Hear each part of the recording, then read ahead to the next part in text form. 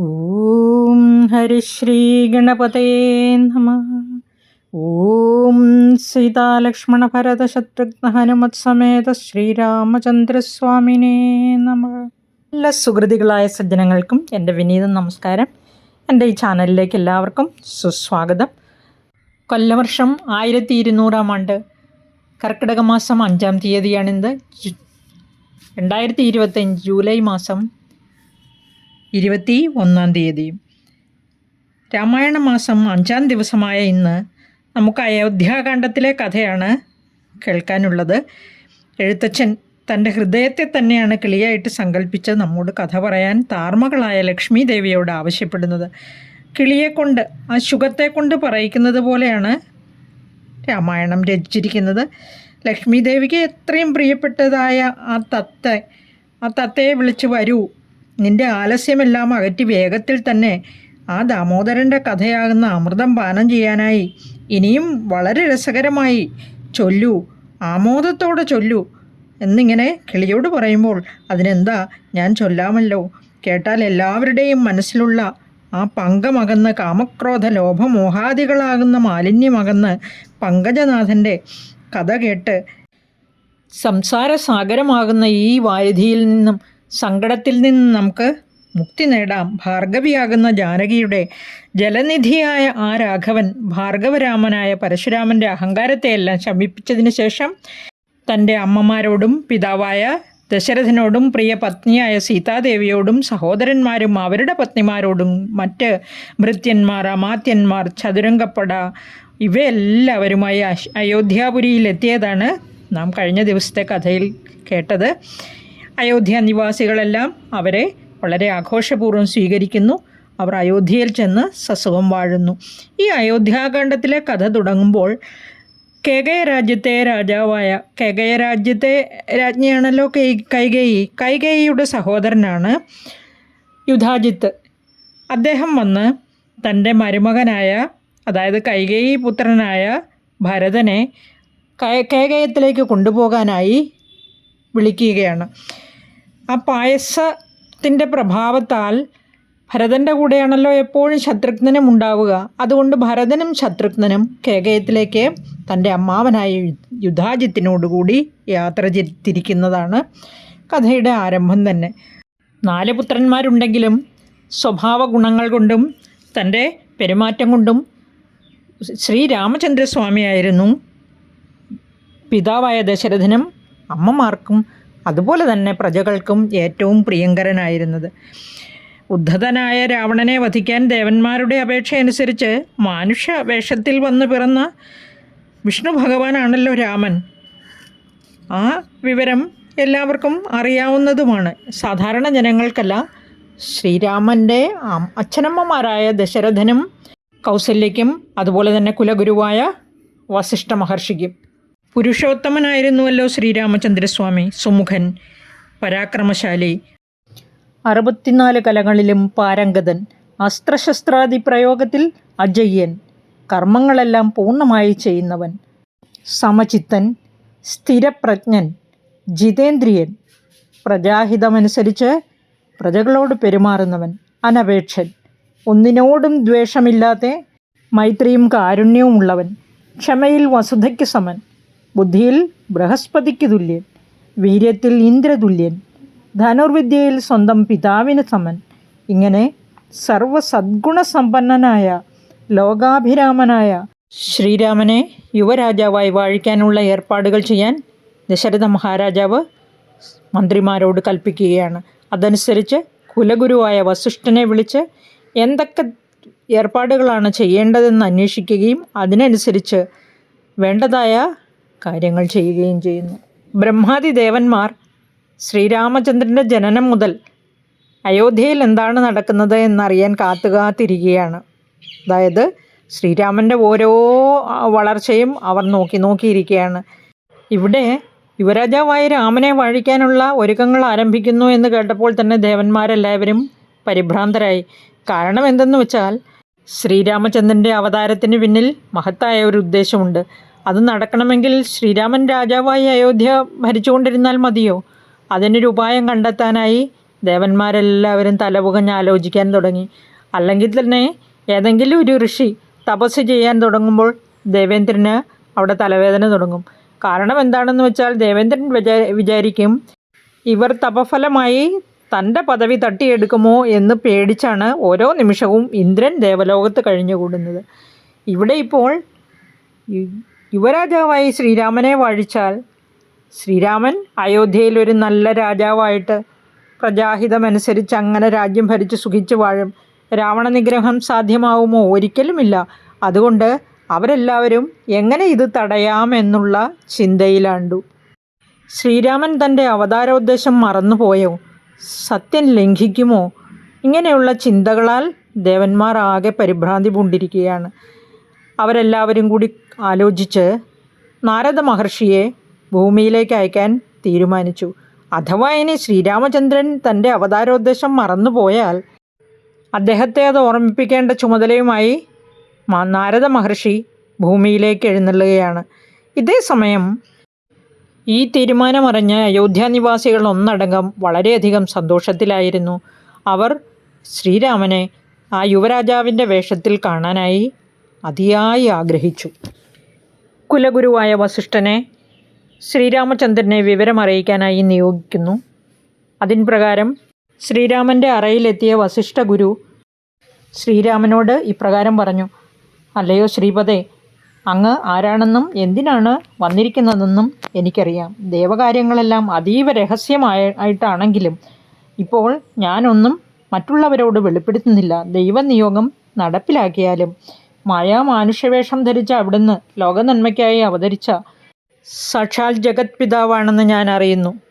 സകല ചരാചരങ്ങളുടെയും ആചാര്യനായ അവിടുന്ന് എൻ്റെ ശിഷ്യനായി വന്നതും ആശ്ചര്യം തന്നെ. എൻ്റെ സൗഭാഗ്യമെന്നല്ലാതെ മറ്റെന്തു പറയാൻ. ഈ പ്രപഞ്ചത്തെ തന്നെയും നിയന്ത്രിക്കുന്ന അവിടുന്ന് കേവലം തൻ്റെ അധീനത്തിലുള്ള ബ്രഹ്മാവിനാൽ നിയോഗിക്കപ്പെട്ട് കേവലം മനുഷ്യനായി അവതരിച്ചതും നിയോഗം തന്നെ. ഈ വസ്തുതകളെല്ലാം ബ്രഹ്മദേവൻ മുൻകൂട്ടി തന്നെ നമ്മെ അറിയിച്ചിട്ടുള്ളതാണ്. അതുകൊണ്ട് തന്നെയാണ് ഞാൻ ഈ സൂര്യവംശത്തിൻ്റെ കുലഗുരുവായി നിയോഗിക്കപ്പെട്ടതും. ഭഗവാനോടുള്ള കാംക്ഷയാൽ തന്നെയാണ് ഞാൻ ഈ പുരോഹിത കർമ്മം നിർവഹിക്കുന്നത്. എപ്പോഴെങ്കിലും ഒരു അശുഭകാര്യം ചെയ്താലോ അതായത് നിന്ദ്യമായത് ചെയ്താൽ അവസാനം അതിൻ്റെ ഫലം നന്മയിലേ ഭവിക്കൂ, ശുഭമായി തീരും എന്നർത്ഥം. ലോകൈകനാഥ, എനിക്കൊരപേക്ഷയേ ഉള്ളൂ. യോഗേശ്വരനായ അവിടുന്നും യോഗമായ ദേവിയായ ഈ ലോകത്തെയെല്ലാം മോഹിപ്പിക്കുന്നവളുമായ ഈ സീതാദേവിയും കൂടി എന്നെ ഇനിയും ഇങ്ങനെ മായയാൽ മോഹപാശങ്ങൾക്ക് അടിമയാക്കല്ലേ. ദശരഥ മഹാരാജാവ് നാളെ അവിടുത്തേക്ക് യുവരാജാവായി അഭിഷേകം ഉണ്ടെന്നറിയിക്കാനായി എന്നെ ഇങ്ങോട്ട് അയച്ചതിനാലാണ് ഇപ്പോൾ ഞാൻ ഇവിടേക്ക് വന്നത്.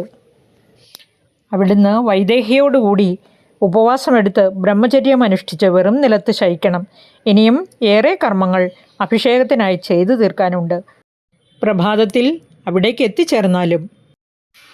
ഇത്രയും അറിയിച്ചതിന് ശേഷം തൻ്റെ തേരിൽ കയറി വസിഷ്ഠൻ തിരിച്ചു പോകുന്നു. അനന്തരം ശ്രീരാമൻ ഗൂഢമായ ഒരു പുഞ്ചിരിയോടുകൂടി സ്വന്തം സഹോദരനായ ലക്ഷ്മണനോട് ഇപ്രകാരം പറഞ്ഞു: ലക്ഷ്മണ, താതൻ നിശ്ചയമായിട്ടും നാളെ രാവിലെ യുവരാജാവായി എന്നെ വാഴിക്കും. പക്ഷേ ഞാൻ അതിനൊരു നിമിത്തമാകുന്നു എന്ന് മാത്രമേയുള്ളൂ. കർത്താവ് നീയായിരിക്കും, രാജ്യം ഭരിക്കുന്നതും നീയായിരിക്കും. സഹോദര, എൻ്റെ തന്നെ പ്രാണൻ പുറത്തു വന്ന് നിന്നിൽ പ്രവേശിച്ചതാണ് നീ. എന്തുകൊണ്ടും നീ എനിക്ക് സമൻ തന്നെ. അതുകൊണ്ട് നാളത്തെ അഭിഷേകത്തിന് നീ ഒരുങ്ങിക്കൊള്ളുക. ശ്രീരാമസവിധത്തിൽ നിന്നും മടങ്ങിയെത്തിയ വസിഷ്ഠ ഗുരുവിനോട് ദശരഥ മഹാരാജാവ് അഭിഷേകത്തിന് വേണ്ടതായ കർമ്മങ്ങളെല്ലാം ചെയ്യാനായി ആജ്ഞാപിക്കുന്നു. അതനുസരിച്ച് കുലഗുരുവായ വസിഷ്ഠൻ മന്ത്രിമാരെ വിളിച്ച് വേണ്ട നിർദ്ദേശങ്ങൾ കൊടുക്കുന്നു. എന്തൊക്കെ വസ്തുക്കളാണ് അഭിഷേകത്തിന് വേണ്ടതെന്ന് വിസ്തരിക്കുന്നു. യുവരാജാവായി വാഴിക്കാൻ പോകുന്ന ശ്രീരാമൻ്റെ അഭ്യുദയത്തിനായി, ഉത്കർഷത്തിനായി, ശ്രേയസ്സിനായി പ്രത്യേകം പൂജകൾ ചെയ്ത് ലക്ഷ്മി ദേവിയെ സ്തുതിക്കുന്നു. ദേവി നാഥേ, മഹാദേവി തുണയ്ക്കണേ. ഇതേസമയം ദേവലോകത്ത് ദേവന്മാർ എല്ലാവരും വളരെയധികം അസ്വസ്ഥരാണ്. സത്യസന്ധനായ നൃപവീരൻ ദശരഥൻ നാളെ പുത്രന് അഭിഷേകം നടത്തും. നാരദ മഹർഷിയെ ഭൂമിയിലേക്ക് അയച്ചിട്ടുണ്ടെങ്കിലും അവർ അനന്തര കർമ്മങ്ങൾ എങ്ങനെ ചെയ്യണം എന്നുള്ള ആലോചന തുടർന്നു. ദേവേന്ദ്രൻ ഇപ്രകാരം പറഞ്ഞു. ദശരഥ മഹാരാജാവിന് തൻ്റെ പത്നിമാരിൽ കൈകേയിയോട് മറ്റു പത്നിമാരായ സുമിത്രയോടും കൗസല്യയോടും ഉള്ളതിനേക്കാൾ പ്രിയം അല്പം ഏറെയുണ്ട്. അതിനാൽ നമുക്ക് കൈകേയിയിലൂടെ കാര്യം സാധിക്കാമെന്ന് വിചാരിക്കുന്നു. അവർ സരസ്വതീ ദേവിയെ, അതായത് സാക്ഷാൽ വാണീ ദേവിയെ പ്രാർത്ഥിച്ച് പ്രത്യക്ഷപ്പെടുത്തുന്നു. പ്രപഞ്ചപിതാവായ സൃഷ്ടികർത്താവിൻ്റെ സഹധർമ്മിണിയായ ലോകമാതാവായ ദേവി സരസ്വതിയോട് ഇങ്ങനെ അപേക്ഷിക്കുകയാണ്. അവിടുന്ന് രാമാഭിഷേകത്തിന് വിഘ്നം വരുത്തുവാൻ കൈകേയിയുടെ നാവിന്മേൽ വസിച്ച് വേണ്ട കാര്യം സാധിക്കണം. കൈകേയിയെ കൊണ്ട് പറയിച്ച് ഉദ്ദിഷ്ടകാര്യം സാധിച്ചെടുക്കണം. പിന്നെ ഒട്ടും താമസിയാതെ തിരിച്ചിങ്ങോട്ട് എഴുന്നള്ളാം. ഇത്രയും കേട്ടതിന് ശേഷം സരസ്വതീ ദേവി നേരെ മന്ധരയുടെ നാവിന്മേലാണ് വസിക്കുന്നത്. ദേവകാര്യാർത്ഥം അവിടെ ചെന്ന് താമസമാക്കി. പിറ്റേ പ്രഭാതത്തിൽ ശ്രീരാമൻ പത്നി സമേതനായി ചെന്ന് മാതാവായ കൗസല്യയെ കണ്ട് അനുഗ്രഹം വാങ്ങിക്കുന്നു. അവർ പുത്രനെയും പുത്രവധുവിനെയും കെട്ടിപ്പിടിച്ച് മൂർധാവിൽ ചുംബിച്ച് ആലിംഗനം ചെയ്യുന്നു. നിങ്ങൾക്കറിയാമോ എന്നറിയില്ല, ഈ കഥ ഉമാമഹേശ്വര സംവാദം എന്ന പേരിലാണ് ആദ്യമേ തുടങ്ങുന്നത്. അതായത് ഉമയോട് മഹേശ്വരൻ പറയുന്നതാണ് ശ്രീരാമചന്ദ്രൻ്റെ കഥ. ഇവിടെ ഇത്രയും പറഞ്ഞപ്പോഴേക്കും ആ ഉമാദേവി, അതായത് പാർവതീദേവി ഭഗവാനോട് ഇങ്ങനെ പറയുകയാണ് വീണ്ടും, എനിക്ക് എത്ര കേട്ടാലും ശ്രീരാമചന്ദ്രൻ്റെ കഥ, അതായത് കാരുണ്യവാരിധിയായ പുരുഷോത്തമനായ കാമഫലപ്രദനായ ആഗ്രഹിക്കുന്നത് എന്തും പ്രദാനം ചെയ്യുന്നവനായ ഉത്തമരായ ഭക്തജനങ്ങൾക്ക് മുക്തിയെയും ഭുക്തിയെയും പ്രദാനം ചെയ്യുന്നവനായ രാക്ഷസ വംശവിനാശനത്തിന് കാരണഭൂതനായി ജനിച്ചിരിക്കുന്ന, അതായത് ഭുക്തി എന്ന് പറഞ്ഞിരിക്കുന്നത് ഈ ലോകത്ത് ഒന്നിലും ആസക്തിയില്ലാത്തവൻ എന്നുള്ള അർത്ഥത്തിലാണ്.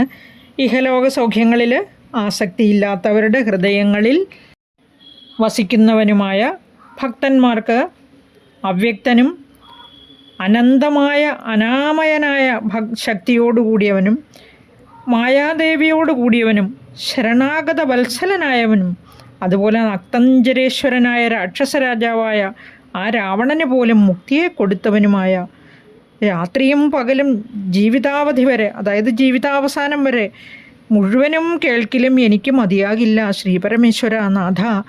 എനിക്ക് ഈ ഭഗവാന്റെ കഥ എത്ര കേട്ടാലും മതിയാവില്ല.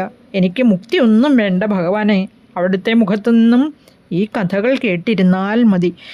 ഇങ്ങനെ ഭഗവാനെക്കുറിച്ചുള്ള കഥകൾ കേൾക്കാൻ ആഗ്രഹം പ്രകടിപ്പിച്ച ആ ഉമാദേവിയോട് മന്മഥനാശനനായ മഹേശ്വരൻ വീണ്ടും പറഞ്ഞു, കേട്ടാലും ദേവി, കേൾക്കാനായി ഞാൻ തുടർന്ന് അരുളി ചെയ്യുന്നതാണ് എന്ന്. രാമായണത്തിലെ ഈ കഥാഭാഗം വായിക്കുന്നവർക്കും കേൾക്കുന്നവർക്കും ഓർക്കുന്നവർക്കും സകല പാപങ്ങളും തീർന്ന് മുക്തി ലഭിക്കും, അതിനില്ല സംശയം എന്നാണ് ഇതിൻ്റെ ഫലശ്രുതി പറഞ്ഞിരിക്കുന്നത്. ഈ ഭാഗത്ത് വാൽമീകി മഹർഷിയുടെ രാമായണമല്ല, ഇത് തുഞ്ചത്തെഴുത്തച്ഛൻ്റെ രാമായണമാണെന്ന് അറിയുമല്ലോ. ഈ ഭാഗത്ത് എഴുത്തച്ഛൻ ശ്രീരാമചന്ദ്രസ്വാമിയെ വർണ്ണിക്കാൻ ഉപയോഗിച്ചിരിക്കുന്ന വാക്കുകൾക്കൊരു അന്തവുമില്ലെന്ന് പറയാം. മനോഹരമായ പദങ്ങൾ കൊണ്ടാണ് വർണ്ണിച്ചിരിക്കുന്നത്. നമുക്കറിയാം, വിവാഹമൊക്കെ കഴിഞ്ഞ് അയോധ്യയിൽ വന്ന് പത്നി സമേതനായി താമസിക്കുന്ന സമയത്താണ് യുവരാജാവായി അഭിഷേകം ചെയ്യാനുള്ള ഒരുക്കങ്ങൾ നടക്കുന്നത്. അവർ രണ്ടുപേരും, അതായത് ശ്രീരാമചന്ദ്രനും സീതാദേവിയും ഉദ്യാനത്തിലിരുന്ന് പ്രേമസല്ലാപങ്ങളിൽ മുഴുകിയിരിക്കുന്നു. ഇവിടെ ശ്രീരാമചന്ദ്രനെ വർണ്ണിച്ചിരിക്കുന്ന വാക്കുകൾ ശ്രദ്ധിക്കൂ. നീലോൽപലദളശ്യാമള വിഗ്രഹൻ നീലോൽപലദളലോലവിലോചനൻ നീലോപലാഭൻ നിരുപമൻ നിർമ്മലൻ നീലകളപ്രിയൻ നിത്യൻ നിരാമയൻ രത്നാഭരണ വിഭൂഷിതദേഹനായി രത്നസിംഹാസനം തന്മേലനാകുലം രത്നദണ്ഡം പൂണ്ടവൻ ചാമരം കൊണ്ടു പത്നിയാൽ വീജിതനായതി കോമളൻ ബാലനിശാകര ഫാലദേശേ ലസന്മാലേയ പങ്കമലങ്കരിച്ചങ്ങനെ ബാലാർക്ക സന്നിഭ കൗസ്തുഭ കന്ധരൻ പ്രാലേയ ഭാനുസമാനനയാ സമം ലീലയാ താംബൂലചർവണാദ്യൈരാനുവേലം വിനോദിച്ചിരുന്നരുളും നേരം ആലോകനാർത്ഥം മഹാമുനി നാരദൻ ഭൂലോകമപ്പോൾ അലങ്കരിച്ചിടിനാൻ. ദ്വിതീയാക്ഷരപ്രാസം, അനുപ്രാസം തുടങ്ങിയ അലങ്കാരങ്ങളൊക്കെ വന്നിട്ടുണ്ട്. ആ വാക്കുകളെ എത്ര മനോഹരമായിട്ടാണ് ഇവിടെ വിന്യസിച്ചിരിക്കുന്നത് എന്ന് ശ്രദ്ധിക്കുക. ആ ഭൂലോകത്തിലേക്ക് നാരദൻ ഇറങ്ങി വന്ന സമയമാണ് ശ്രീരാമചന്ദ്രനെയും ജാനകീദേവിയെയും വർണ്ണിച്ചിരിക്കുന്നത് എങ്ങനെയെന്ന് നാം കണ്ടു. അപ്പോൾ ആ ശ്രീരാമദേവൻ ഉടനെ പത്നി സമേതം വളരെ സംഭ്രമത്തോടുകൂടി എഴുന്നേറ്റ് നാരദനെ പാരിൽ വീണ് സാഷ്ടാംഗം നമസ്കരിക്കുകയാണ്. വാദ്യങ്ങളെടുത്ത് കാൽ കഴിയിച്ച് അദ്ദേഹത്തെ സൽക്കരിച്ചിരുത്തി. എന്നിട്ട് ഇങ്ങനെ പറഞ്ഞു: വന്ദേ പദം കരുണാനിധേ സാമ്പ്രതം നാനാവിഷയസംഗം പൂണ്ടുമേവിന മാനസത്തോടു സംസാരികളായുള്ള മാനവന്മാരായ ഞങ്ങൾക്കു ചിന്തിച്ചാൽ ജ്ഞാനിയാകും തവ പാദപങ്കേരുഹം കണ്ടുകൊള്ളുവാൻ അതിദുർലഭം നിർണയം. പണ്ടു ഞാൻ ചെയ്തൊരു പുണ്യഫലോദയം കൊണ്ടു കാൺമാൻ അവകാശവും വന്നിതു. പുണ്ടരികോത്ഭവപുത്ര മഹാമുനെ, എന്നുടെ വംശവും ജന്മവും രാജ്യവും ഇന്നു വിശുദ്ധമായി വന്നു തപോനിധേ. എന്നാൽ ഇനി എന്തു കാര്യമെന്നും പുനരെന്നോടരുൾ ചെയ്യുക വേണം ദയാനിധേ. എന്തൊരു കാര്യം നിരൂപിച്ചെഴുന്നള്ളി സന്തോഷമുൾക്കൊണ്ടരുൾ ചെയ്യുകയും വേണം. മന്ദനെന്നാകിലും കാരുണ്യമുണ്ടെങ്കിൽ സന്ദേഹമില്ല സാധിപ്പിപ്പനെല്ലാമേ. ഇങ്ങനെ ചോദിച്ച ശ്രീരാമചന്ദ്രനോട് യുദ്ധമാകർണ്യ ഇങ്ങനെ ഇപ്രകാരം കേട്ടിട്ട് രഘുവരനോട് മുഗ്ധഹാസേന വളരെ ഒരു ചെറിയ മന്ദഹാസത്തോടുകൂടി മുനിവരനാകിയ ശ്രീ നാരദൻ ഇങ്ങനെ പറയുകയാണ്. ഭക്തവത്സലനായ മനുവീരനെ മനുഷ്യവീരനെ നോക്കിയിട്ട് ഇങ്ങനെ പറഞ്ഞു: സരസം അരുൾ ചെയ്തു എന്നാണ് വാൽമീകി എഴുതിയിരിക്കുന്നത്. രസകരമായിട്ട് പറഞ്ഞു: അങ്ങ് എന്തിനാണ് എന്നെ മോഹിപ്പിക്കുന്നത്? ഈ ലോകാനുകാരിയായി അതിചാതുര്യത്തോടെ ഇങ്ങനെ വാക്കുകൾ പ്രയോഗിക്കുന്നത് എന്തിനാണ്? ഇങ്ങനെ മധുരമായിട്ട് എന്നോട് മൊഴിയുന്നത് എന്തിനാണ്? ഇങ്ങനെ എൻ്റെ ചിത്തത്തിൽ മോഹം വളർക്കേണ്ട രഘുപതേ.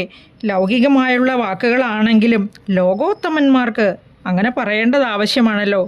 യോഗേശനായ നീ ഒരു മനുഷ്യനാണെന്ന് ഞാൻ ഇന്ന് മനസ്സിലാക്കുന്നു. അത് സത്യമാണല്ലോ. സർവ്വജഗത്തിനും കാരണഭൂതയായ ദേവിയാണല്ലോ അങ്ങ്. മായാ ഭഗവതിയാണല്ലോ അങ്ങയുടെ കൂടെയുള്ളത്. സർവ്വജഗൽ പിതാവാണല്ലോ അങ്ങ്. അതുപോലെ അങ്ങയുടെ ഗൃഹിണിയാണല്ലോ ഈ യോഗമായ ദേവി. ഈരേഴ് ലോകവും ഇപ്പോൾ നിൻ്റെ ഗ്രഹമാണല്ലോ. എന്നിട്ടും നീ ഇവിടെ ഒരു ഗ്രഹസ്ഥനായി വന്ന് ചേർന്നിരിക്കുകയാണല്ലോ. നിന്നോട് സാന്നിധ്യം കൊണ്ട് മാത്രമാണല്ലോ ഈ ദേവി എല്ലാം സൃഷ്ടിക്കുന്നത് എന്ന് ഇങ്ങനെ പറഞ്ഞിരിക്കുകയാണ്. നാരദ മഹർഷി വീണ്ടും തുടർന്നു: ഈ ജഗത് പിതാവായത് ഈ കണ്ട ലോകത്തിലുള്ള സകല ജീവജാലങ്ങൾക്കും സർവ ചരാചരങ്ങൾക്കും പിതാവായത് അങ്ങ് തന്നെയാണല്ലോ. സത്വരജസ് തമോ ഗുണാത്മികയായ ഈ ദേവി തന്നെയാണല്ലോ അവിടുത്തെ പത്നിയായി വന്നിരിക്കുന്നത്. സത്വങ്ങളെ ജനിപ്പിക്കുന്നത് ഇവളാണല്ലോ. സത്യം ത്വയോക്തം, അതിനില്ല സംശയം. ഈ ലോകത്തെല്ലാം അങ്ങയുടെ ഹിതമാണല്ലോ നടക്കുന്നത്. അതുപോലെ തന്നെ പുത്രന്മാർ, മിത്രങ്ങൾ, കളത്രം, അതുപോലെ അർദ്ധം, ഈ വക വസ്തുക്കളിൽ ശക്തനായിട്ടുള്ള ഒരു ഗൃഹസ്ഥനാണല്ലോ അങ്ങിപ്പോൾ. അങ്ങനെ വന്നിരിക്കുന്നത് ഈ ലോകത്രയ മഹാഗേഹത്തിന് ഭവാൻ മാത്രമല്ലേ ഒരു നാഥനായിട്ടും ഗൃഹസ്ഥനായിട്ടും ഉണ്ടായിരുന്നത്. അങ്ങാണല്ലോ ഇപ്പോൾ ഇങ്ങനെ ഒരു ഗൃഹസ്ഥ വേഷത്തിൽ ഇവിടെ കാണപ്പെടുന്നത്. ഇനി നാരദ മഹർഷി പറയുന്നത് ശ്രദ്ധിക്കൂ. നാരായണൻ നീ രമാദേവി ജാനകി, മാരാരിയും നീ ഉമാദേവി ജാനകി, സാരസ സംഭവനായതും നീ തവ ഭാരതീ ദേവിയാകുന്നതും ജാനകി. ആദിത്യനല്ലോ ഭവാൻ പ്രഭാ ജാനകി, ശീതകിരണൻ നീ രോഹിണി ജാനകി, ആദിതേയാധിപൻ നീ ശചി ജാനകി, ജാതവേദസ്സു നീ സ്വാഹാമഹിസുത, അർക്കജൻ നീ ദണ്ഡനീതിയും ജാനകി രക്ഷോവരൻ ഭവാൻ താമസി ജാനകി പുഷ്കരാക്ഷൻ ഭവാൻ ഭാർഗവി ജാനകി ശക്രദൂതൻ നീ സദാഗതി ജാനകി രാജരാജൻ ഭവാൻ സമ്പൽക്കരി സീത രാജരാജൻ നീ വസുന്ധരാ ജാനകി രാജപ്രവരകുമാര രഘുപതേ രാജീവലോചന രാമാ ദയാനിധേ രുദ്രനല്ലോ ഭവാൻ രുദ്രാണി ജാനകി സ്വർദ്രുമം നീലതാരൂപിണി ജാനകി വിസ്തരിച്ചെന്തിനേറെ പറഞ്ഞിടുന്നു സത്യപരാക്രമ സദ്ഗുണവാരിധേ യാതൊന്നു പുല്ലിംഗവാചകം വേദാന്തവേദ്യ തൽസർവവുമേവ നീ ചേതോ വിമോഹന സ്ത്രീലിംഗവാചകം യാതൊന്നതൊക്കവേ ജാനകീ ദേവിയും നിങ്ങളിരുവരും എന്നിയെ മറ്റൊന്നുമെങ്ങുമേ കണ്ടില്ല കേൾപ്പാനുമില്ലല്ലോ. ഈ നാരദ മഹർഷിയുടെ വാക്കുകളിൽ നിന്ന് നമുക്ക് മനസ്സിലാകുന്നത് എന്താണ്? ഈ സംസാരത്തിലുള്ള, അതായത് ഈ ബ്രഹ്മാണ്ടത്തിലുള്ള യാതൊരു പുല്ലിംഗനാമമുണ്ടോ അതെല്ലാം ശ്രീ മഹാവിഷ്ണുവാണെന്നും യാതൊന്നൊക്കെ സ്ത്രീലിംഗനാമങ്ങളിലുണ്ടോ അവയെല്ലാം ജാനകീദേവിയുമാണെന്നാണ് പറഞ്ഞിരുന്നത്. ഭഗവാൻ സൂര്യനാണെങ്കിൽ അതിൻ്റെ പ്രഭയാണ് ജാനകീദേവി. അതുപോലെ ചന്ദ്രൻ ശ്രീരാമചന്ദ്രനാണെങ്കിൽ അതിൻ്റെ ശീതകിരണങ്ങളാണ് ജാനകീദേവി. ഇങ്ങനെ പോകുന്നു ഈ വരികളുടെ അർത്ഥം. അപ്പോൾ നാരദ മഹർഷി ഇപ്രകാരം ശ്രീരാമചന്ദ്രനോട് പറഞ്ഞു, അങ്ങനെയുള്ള ഈ ലോകത്തിൻ്റെ നാഥനായ, ഈ ബ്രഹ്മാണ്ടത്തിൻ്റെ നായകനായ അവിടുന്ന് എന്നെ ഇങ്ങനെയൊന്നും വന്ദിക്കേണ്ട ആവശ്യമില്ല എന്ന് പറയുകയാണ്. വീണ്ടും നാരദ മഹർഷി തുടർന്ന് പറഞ്ഞു, ഭഗവാനെ, ഈ ലോകത്ത് എന്തെന്ത് വസ്തുക്കൾ ഉണ്ടായാലും അവയ്ക്കെല്ലാം എന്തെന്ത് പരിണാമങ്ങൾ ഉണ്ടായാലും അതിന് വിധേയമാകാത്തത് ഭഗവാൻ മാത്രമാണല്ലോ. കൽപ്പാന്ത പ്രളയത്തിൽ എല്ലാം പ്രളയജലത്തിനടിയിലായി. ഇതാ നോക്കൂ, ഭഗവാൻ മാത്രം ഏകനായി അങ്ങനെ ശേഷനാഗത്തിന് മുകളിൽ യോഗനിദ്ര കൊള്ളുന്നു. സൃഷ്ടിയെക്കുറിച്ചാണ് വീണ്ടും പറയുന്നത്. വീണ്ടും ആദ്യം മഹത്തത്വം ഉണ്ടാകുന്നു. ഈ മഹത്തത്വത്തിൽ നിന്നും തന്നെ ത്രിഗുണങ്ങൾ നന്നായി തികഞ്ഞ, എന്നാൽ തമോ ഗുണത്തിന് ആധിക്യമുള്ള വികല്പബോധമുളവാക്കുന്ന അഹങ്കാരം എന്ന തത്വത്തെ സൃഷ്ടിക്കുന്നു. നാരായണീയത്തിൽ ഇത് തന്നെ പറഞ്ഞിട്ടുണ്ടല്ലേ, തത്രാസൗ ത്രിഗുണാത്മകോപി ച മഹാൻ സത്വപ്രധാന സ്വയം ജീവേസ്മിൻ ഖലു നിർവികൽപമഹമിത്യുദ്ബോധ നിഷ്പാദക. ഇങ്ങനെ മഹത്തത്വത്തെ സൃഷ്ടിച്ചതിന് ശേഷം അതിൽ നിന്ന് ബ്രഹ്മസൂത്രത്തിൽ നിന്ന് പിന്നീട് അഹങ്കാരവും, പിന്നീട് അഹങ്കാരമാകട്ടെ സത്വരജസ് തമോ ഗുണങ്ങളുടെ ക്രമമനുസരിച്ച് ദിക്കുകളെയും വായു, ആദിത്യൻ, വരുണൻ, അശ്വിനി ദേവകൾ, ഇങ്ങനെ സാത്വിക ഗുണപ്രധാനങ്ങളായ ഇവകളെല്ലാം സാത്വിക ഗുണപ്രധാനങ്ങളാണെങ്കിലും പിന്നീട് അഗ്നി, ഇന്ദ്രൻ, സൂര്യൻ, ചന്ദ്രൻ, രുദ്രൻ തുടങ്ങി പഞ്ചേന്ദ്രിയങ്ങളുടെ അധിഷ്ഠാതാക്കളായ ദേവന്മാരെ സൃഷ്ടിക്കുന്നു. പിന്നെ അങ്ങനെ സൃഷ്ടിയുടെ മഹത്വത്തെക്കുറിച്ചാണ് പിന്നീട് നാരദ മഹർഷി പറയുന്നത്. അവയെക്കുറിച്ചെല്ലാം നാരായണീയത്തിൽ ഞാൻ വിസ്തരിച്ച് പറഞ്ഞിട്ടുണ്ട്. 5-ാം ദശകത്തിൽ എല്ലാവർക്കും നോക്കി വായിക്കേണ്ടവർക്ക് ഒരുപാട് നാരായണീയം വ്യാഖ്യാനമുണ്ട്, അപ്ലോഡ് ചെയ്യുന്നുണ്ട്. എന്നിരുന്നാലും ഞാൻ ചെയ്യുന്നത് കാണണം എന്നല്ലേ ഞാൻ പറയുള്ളൂ. എന്തായാലും നിങ്ങൾക്ക് കേട്ട അഭിപ്രായം പറയാം, കമൻ്റ് ഇടാം, എനിക്കൊരു സപ്പോർട്ടാകും. എല്ലാവരും കാണാൻ ശ്രമിക്കുമല്ലോ. വീണ്ടും നാരദ മഹർഷി കൂട്ടിച്ചേർത്തു, അല്ലയോ ഉർവീപതേ എന്ന് പറഞ്ഞാൽ ഉർവി ഭൂമിയാണ്, ഉർവീപതേ എന്ന് പറഞ്ഞാൽ ഭൂമിയുടെ നാഥൻ, അതായത് രാജാവേ എന്നാണ് വിളിച്ചത്. ജനനവും മരണവും എല്ലാം ജീവാത്മാക്കൾക്ക് മാത്രമുള്ളതാണ്. സുഖം, ദുഃഖം ഇതെല്ലാം ജീവാത്മാക്കൾക്കുള്ളതാണ്, ദേഹമുള്ളവർക്കാണ് അതെല്ലാം. അനാദിയായുള്ള ആ അവിദ്യയെക്കുറിച്ച് ഒന്നും പറയേണ്ട ആവശ്യമില്ല. അതായത് കാരണശരീരം ഉപേക്ഷിച്ച് ജീവാത്മാവ് ഭഗവാനിൽ വിലയം പ്രാപിക്കുന്നു. അതിന് നാശമില്ലല്ലോ ജീവാത്മാവിന്. അവസാനം ആ ആത്മാവ് നാശമില്ലാത്തതായി ഭഗവാനിൽ വിലയം പ്രാപിക്കുന്നതിനാൽ ഏറ്റവും വിശിഷ്ടമായത് ജീവൻ തന്നെയാണ്. നമ്മളിലുള്ള ജീവാത്മാവാണ് ഏറ്റവും വിശിഷ്ടം. നമുക്കെല്ലാവർക്കും അറിയാമല്ലേ. ഇപ്പോൾ ലിംഗം എന്ന് പറഞ്ഞിരിക്കുന്നു സൂക്ഷ്മ ശരീരത്തെയാണ്, ആ സൂക്ഷ്മ ശരീരത്തിന് 17 ഘടകങ്ങളാണ് അല്ലേ? 5 പ്രാണന്മാർ, 5 ജ്ഞാനേന്ദ്രിയങ്ങൾ, 5 കർമ്മേന്ദ്രിയങ്ങൾ, മനസ്സ്, ബുദ്ധി. ഇങ്ങനെ പ്രാണൻ പോയാൽ തീർന്നു അല്ലേ? ഓരോന്നിനെയും അവയുടെ ദേവതമാർ കൊണ്ടുപോകുന്നു. അധിഷ്ഠാതാക്കളായ ദേവതമാരുടെ കാര്യം ഞാൻ പറഞ്ഞല്ലോ. ഈ 17 കരണങ്ങളും ബ്രഹ്മരന്ധ്രത്തിലൂടെ പുറത്തേക്ക് പോവുകയാണ്. ലിംഗദേഹം പോയി ഭഗവാനിൽ ലയിക്കുന്നു. ഭഗവാന് പ്രകൃതിയുടെ 7 ആവരണങ്ങളുണ്ട്. അവ ഭേദിച്ചിട്ടാണ് ലയിക്കുക. 5 എണ്ണം പഞ്ചഭൂതങ്ങളാണെന്ന് പറഞ്ഞിട്ടുണ്ടായിരുന്നുവല്ലോ. അതിന് മുകളിൽ അഹന്തത്വം, പ്രാണേന്ദ്രിയം, വിസർജനേന്ദ്രിയം ഇവ രണ്ടും പൃഥ്വിയുമായി ബന്ധപ്പെട്ടവയാണ്. ഇവ രണ്ടും അതുകൊണ്ട് പൃഥ്വിയിൽ ലയിക്കും. ഇനി രസനേന്ദ്രിയവും ഉപസ്ഥവുമാണ്. ഇവ രണ്ടും ജലതത്വമാണ്. അതുകൊണ്ട് തന്നെ ഇവ ജലത്തിൽ ലയിക്കുന്നു. പിന്നെ ചക്ഷുസ്, പാദം ഇവ രണ്ടും അഗ്നിതത്വമാണ്. അതുകൊണ്ട് തന്നെ ഇവ അഗ്നിയിൽ ലയിക്കുന്നു. 5 പ്രാണങ്ങളും ത്വക്കും പാണിയും വായുതത്വമാണ്. ഇവ വായുവിൽ ലയിക്കുന്നു. ഇങ്ങനെ ആവുമ്പോഴാണ് നമുക്ക് നമ്മുടെ പ്രാണൻ പോയി ചേരുന്ന ഇതാണ് പറഞ്ഞിരിക്കുന്നത്. ആ 17 കരണങ്ങളും. ശ്രവണേന്ദ്രിയങ്ങൾ, വാക്ക് ഇവ ആകാശതത്വം. അതുകൊണ്ട് തന്നെ അവ ആകാശത്തിൽ ലയിക്കുകയാണ്. ഇനി മനസ്സും ബുദ്ധിയുമാണ് ബാക്കിയുള്ളതല്ലേ? മനസ്സ് അഹംതത്വമാണ്. അതുകൊണ്ട് തന്നെ അഹംതത്വത്തിലേക്ക് ലയിക്കുന്നു. ബുദ്ധി മഹത്തത്വത്തിലേക്കും ലയിക്കുന്നു. തീർന്നു. ഇപ്രകാരമാണ് നമുക്ക് നമ്മുടെ ആ ശരീരം പോയി കഴിഞ്ഞ് നമ്മുടെ പ്രാണങ്ങളില്ലാതെയാകുന്നത്. ഇപ്രകാരം അങ്ങയുടെ സൃഷ്ടി അങ്ങയിൽ തന്നെ വിലീനമായിത്തിരിക്കുന്നു. അതായത് നാം എല്ലാവരും ഭഗവാനിൽ തന്നെ അവസാനം ചെന്ന് ലയിച്ചു ചേരുന്നു എന്നാണ് നാരദ മഹർഷി പറഞ്ഞത്. എന്നാൽ ഇവയൊന്നുമില്ലാത്ത അജനായ, ജനനമില്ലാത്തവനായ ഭഗവാൻ അതിൽ നിന്നും വിയുക്തനാണല്ലോ എന്ന് പറയുകയാണ്. അങ്ങ് സർവ്വവ്യാപിയാണല്ലോ ഭഗവാനെ. ഈ പ്രപഞ്ചത്തിലുള്ള സർവ്വ വസ്തുക്കളിലും അവിടുന്ന് കണ്ണാടിയിൽ എന്ന പോലെ പ്രതിബിംബിക്കുന്നു. ഈ ശ്രേഷ്ഠമായ പരമാത്മതത്വം അവ്യാകൃതമായിരിക്കുന്നു. ഭക്തന്മാർക്ക് മാത്രമേ അത് ഗോചരമാകൂ. ആ പരമാത്മാവ് ഭഗവാനെ അവിടുന്ന് തന്നെയാണല്ലോ. സർവോപരിസ്ഥിതനായി, സർവപ്രപഞ്ചത്തിനും ഉപരി സ്ഥിതി ചെയ്യുന്ന, എല്ലാത്തിനും സാക്ഷിയായി, തേജോമയനായി വിളങ്ങുന്ന ആ പരമാത്മാവ് അവിടുന്ന് തന്നെയാണല്ലോ. ഈ 14 ലോകങ്ങളും ഭഗവാനിൽ നിന്നുണ്ടായി. അങ്ങനെ അങ്ങിൽ തന്നെ സ്ഥിതി ചെയ്യുന്നതും അവസാനം അങ്ങിൽ തന്നെ ലയിക്കുന്നതും ഭഗവാനെ എല്ലാം അവിടുത്തെ മായ അല്ലാതെ മറ്റെന്താണ്? എല്ലാത്തിനും കാരണഭൂതൻ ഭവാൻ തന്നെയാണല്ലോ. അല്ലയോ നാരായണ, നരാധിപ, നരകാരെ.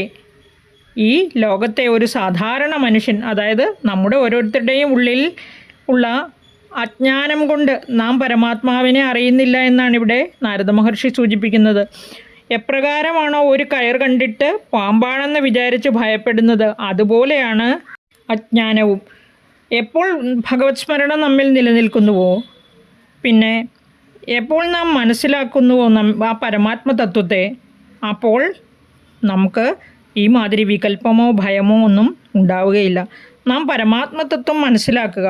നാം ഓരോരുത്തരുടെയും ഉള്ളിലുള്ള പരമാത്മ ചൈതന്യത്തെ തിരിച്ചറിയുക. ആ ഭാവന കൊണ്ടാണ് ഭയമുണ്ടാകുന്നത്. ആ ഭാവനയിൽ ഭഗവാൻ വന്ന് നിറയുമ്പോൾ നമ്മിൽ നിന്ന് ഭയം അകന്നു പോകുന്നു. നമ്മിൽ ഭക്തി വന്ന് നിറയുന്നു. ഈ നമ്മൾ സൈക്ലോണൊക്കെ സയൻസിൽ പഠിച്ചിട്ടുണ്ട്. ഇങ്ങനെ ഒടിഞ്ഞ സ്ഥലത്തേക്ക് ചൂടുവായു ഇങ്ങനെ മുകളിലേക്ക് പൊങ്ങിപ്പോകുമ്പോൾ തണുത്ത കാറ്റ് അവിടെ വന്ന് നിറയുന്നു പറഞ്ഞതുപോലെ ഭയം അകന്നു കഴിയുമ്പോൾ നമ്മുടെ മനസ്സിലേക്ക് ആ ഭക്തി വന്ന് നിറയുകയും ആ ഭക്തി നമ്മെ ഭഗവാനിലേക്ക് അടുപ്പിക്കുകയും ചെയ്യുന്നു. അതോടെ ഈ സംസാര ദുഃഖം, മൃത്യുഭയം എല്ലാം നമ്മിൽ നിന്ന് അകന്നു പോകുന്നു. ആ പരമാത്മതത്വം നാം മനസ്സിലാക്കുന്നു. ഭഗവത് ചൈതന്യം നമ്മിൽ വന്ന് നിറയുന്നു. അങ്ങനെ മറ്റ് ചിന്തകൾക്കൊന്നും സ്ഥാനമില്ലാതെയാകുകയാണ്. അവിടുത്തെ കഥ, നാമശ്രവണങ്ങൾ, ചിന്തനങ്ങൾ ഇവ കൊണ്ട് നമ്മുടെ ഉള്ളിൽ ഭക്തി വർദ്ധിക്കും. നമ്മുടെ ഉള്ളിൽ എക്കാലവും ഭക്തി വർദ്ധിക്കാനായിട്ട് ഭഗവത് സ്മരണ അത്യാവശ്യമാണ് എന്നാണ് പറഞ്ഞ് സമർത്ഥിച്ചിരിക്കുന്നത്. അങ്ങനെ ഭക്തി വർദ്ധിക്കുമ്പോൾ പരമാത്മജ്ഞാനമുണ്ടായി, ഭക്തിയാൽ തത്വജ്ഞാനമുണ്ടായി. അത് കഴിഞ്ഞ് നമുക്ക് മുക്തിയും ലഭിക്കും. ഒരു സംശയവുമില്ല. ഭഗവാനെ അവിടുത്തെ ഭക്തൻ്റെ ഭൃത്യന്മാരിൽ ഒരുവനെന്ന് അല്പജ്ഞാനിയായ എന്നെയും കരുതണമേ. അവിടുത്തെ മായാലീലകളാൽ എന്നെ മോഹിപ്പിച്ചിടല്ലേ ജഗദീശ്വര. എന്നെ അനുഗ്രഹിക്കണേ. അവിടുത്തെ നാഭിയിൽ നിന്നുണ്ടായ പങ്കജത്തിൽ നിന്നും മുമ്പേ ഉണ്ടായതാണ് എൻ്റെ പിതാവായ ബ്രഹ്മാവ്. അവിടുത്തെ ആ പൗത്രനായ ഈ ഉള്ളവനെ അനുഗ്രഹിക്കണേ. ഇങ്ങനെ ആനന്ദബാഷ്പം തൂകി വീണാധരനായ നാരദൻ പിന്നെയും ഭഗവാനെ ഇങ്ങനെ സ്തുതിച്ചു പറയുകയാണ്. ഞാൻ 1-ാം ദിവസത്തെ കഥയിൽ തന്നെ പറഞ്ഞിരുന്നു, ഇവിടെ ശ്രീരാമനെ നിയോഗിച്ചിരിക്കുകയാണ് രാവണനെ വധിക്കാനായി അല്ലേ? അങ്ങനെ ബ്രഹ്മദേവൻ്റെ നിയോഗപ്രകാരം രാവണനെ വധിച്ച് ലോകത്തെ പരിപാലിക്കാൻ മനുഷ്യവേഷം പൂണ്ട് ഭഗവാൻ ഈ ഭൂലോകത്ത് വന്ന് പിറന്നിരിക്കുകയാണല്ലോ. പക്ഷേ ദശരഥൻ പുത്രനായ ഭഗവാനെ അഭിഷേകം ചെയ്ത് രാജ്യരക്ഷാഭാരം ഏൽപ്പിക്കാൻ ഒരുങ്ങിയിരിക്കുന്നു. അങ്ങനെ ഭഗവാനും അതിനെ അനുകൂലിക്കും. അങ്ങനെ വരുമ്പോൾ ദശമുഖനെ കൊല്ലുവാനുള്ള അവസരം പിന്നെ ഉണ്ടാവുകയില്ലല്ലോ. സത്യസന്ധനാണ് ഭഗവാൻ. എന്നാലും മനുഷ്യ സഹജമായ വാസന കൊണ്ട് മറവി സംഭവിക്കാനിടയുണ്ട്. അതുകൊണ്ട് അവിടുത്തെ ഓർമ്മിപ്പിക്കുവാനായിട്ടാണ് എന്നെ ബ്രഹ്മദേവൻ ഇവിടേക്ക് അയച്ചിരിക്കുന്നത്. ഇതിന് മറുപടിയായി ശ്രീരാമചന്ദ്രൻ പറയുകയാണ്, ഞാൻ ഒരിക്കലും സത്യത്തെ ലംഘിക്കയില്ല. അത് വിചാരിച്ച് ആരും വിഷമിക്കേണ്ട. കാലതാമസം എന്തിനാണെന്ന് ചോദിച്ചാൽ എല്ലാത്തിനും ഒരു കാരണമുണ്ട്. ഒരു കാര്യം സാധിക്കുന്നതിന് വേണ്ടി ഉചിതമായ സമയം നോക്കിയിരിക്കുന്നത് മനുഷ്യ സ്വഭാവം തന്നെയല്ലേ? ആ പരമേശ്വരൻ്റെ നിയോഗപ്രകാരം രാവണൻ ശിവഭക്തനാണെന്ന് എല്ലാവർക്കും അറിയാമല്ലോ. കട്ടഭക്തനാണല്ലേ. ഉചിത സമയത്തിനായി രാവണൻ്റെ ആ ഒരു മോശം സമയം നോക്കി വേണ്ടത് ചെയ്യാം. ഏതായാലും നാളെ ഞാൻ വനത്തിലേക്ക് പോകും. പിന്നെ 14 വർഷങ്ങൾ വനത്തിൽ തന്നെ വസിക്കും. ആ സമയത്തിങ്കൽ എന്നാൽ രാവണനും രാക്ഷസവംശവും വധിക്കപ്പെടുന്നതാണ്. സീതാദേവിയെ അതിനൊരു കാരണമാക്കി തീർത്തുകൊണ്ട് ആ രാക്ഷസകുലം ഞാൻ നാമാവശേഷമാക്കും. ഇത് സത്യം തന്നെയാണ്. സന്തോഷത്തോടെ ശ്രീരാമനെ പ്രദക്ഷിണം ചെയ്ത് വണങ്ങി ദണ്ഡനമസ്കാരം ചെയ്ത് ദേവമുനീന്ദ്രനായ നാരദ മഹർഷി ഭഗവാന്റെ അനുമതിയോടെ തന്നെ ദേവലോകത്തേക്ക് മടങ്ങുന്നു. ഈ ഭാഗം വായിക്കുകയും കേൾക്കുകയും സ്മരിക്കുകയും ചെയ്യുന്നവർക്ക് ഭക്തിയോടെ സ്മരിച്ചാൽ മുക്തി സിദ്ധിക്കുമെന്നാണ് ഇതിൻ്റെ ഫലശ്രുതി പറഞ്ഞിരിക്കുന്നത്. നിങ്ങൾക്കും അപ്രകാരം സംഭവിക്കട്ടെ എന്ന് പ്രാർത്ഥിക്കുന്നു. നമുക്ക് അടുത്ത വീഡിയോയിലൂടെ വീണ്ടും കേൾക്കാം. അടുത്ത കഥയ്ക്കായി കാത്തിരിക്കുമല്ലോ. എല്ലാവർക്കും നന്ദി, നമസ്കാരം. നിങ്ങളുടെ ഇന്ന് സമാധാനവും സന്തോഷവും ഐശ്വര്യവും നിറഞ്ഞതാകട്ടെ. ഭഗവാൻ ശ്രീ മഹാവിഷ്ണു എല്ലാവരെയും അനുഗ്രഹിക്കട്ടെ എന്ന് പ്രാർത്ഥിക്കുന്നു.